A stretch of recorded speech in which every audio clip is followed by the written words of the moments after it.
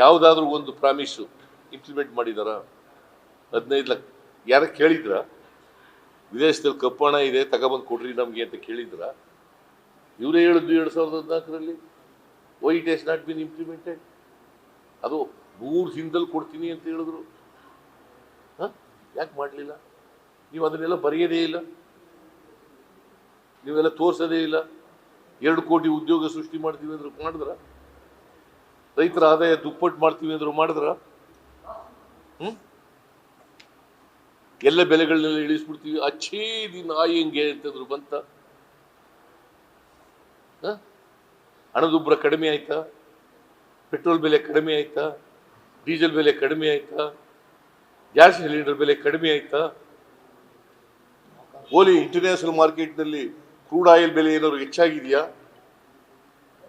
ಮತ್ತೆ ಯಾಕೆ ಸುಳ್ಳು ಹೇಳ್ತೀರಿ? ನಾನು ಅದ್ರ ಬಗ್ಗೆ ಮಾತಾಡಲ್ಲ ಅಂತ ಹೇಳಿದ್ನಲ್ಲ. Government of Karnataka has constituted N SIT. ಅವ್ರು ಕಾನೂನು ಪ್ರಕಾರ ಏನ್ ಮಾಡ್ತಾರೆ, ಇನ್ವೆಸ್ಟಿಗೇಷನ್ ಮಾಡ್ತಾರೆ, ವರದಿ ಕೊಡ್ತಾರೆ, ಅದ್ರ ಮೇಲೆ ಸರ್ಕಾರ ಕ್ರಮ. ತಮ್ಮ ಮನೆಯಲ್ಲಿ ದುರ್ಘಟನೆ ನಡೆದಾಗ ಮೋದಿ ಅವರು ಮತ್ತು ಸುಷ್ಮಾ ಸ್ವರಾಜ್ ತಮಗೆ ಹೆಲ್ಪ್ ಮಾಡಿದ್ರು, ಅದು ಅನುಕಂಪ ಕೂಡ ಸಿದ್ದರಾಮಯ್ಯ ಅವ್ರಿಗಿಲ್ಲ ಅಂತ ಸುಳ್ಳು. ನನ್ನ ಮಗ ಸತ್ತೋದು ಇಲ್ಲಿ ಹೊರದೇಶದಲ್ಲಿ. ನಾನು ನರೇಂದ್ರ ಮೋದಿ ಅವ್ರ ಜೊತೆ ಮಾತಾಡಿಲ್ಲ.